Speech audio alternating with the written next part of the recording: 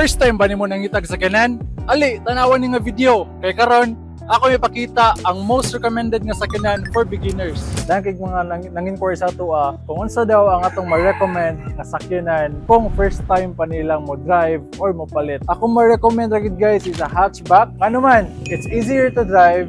Dali ra siyang i-parking, dali ra pod kaayo siyang ilusot-lusot or overtake. So, friendly kini siya when it comes to mga students or mga babae. I have here an example. This is a Toyota Wigo nga G Automatic 2019. So, mo ini ang iyang sulod. So, I'm standing a 5'11", almost 6 flat.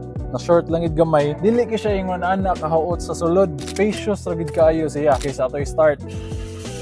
So ano makaingon ko nga I would recommend a hatchback. For one, tanang features sa mga sakyanan like mga sedan or katong mga crossover naa na diri sa hatchback na atong gibaligya sad. So naa na siya power mirrors, naa na siya power windows, kompleto na ang iyang features diri sa sulod. So you have your infotainment system, touchscreen na siya, naka-aircon, and most especially automatic. So mo na akong giingon nga friendly jud kaayo ang atong hatchback. Now one more thing, bisan og gamay siya, let's go diri sa passenger side. If na may pasahero nga pareha sad nako, siguro sa gyapon, di ba? So spacious ra gyapon siya. And ang pinakanindot sad kani.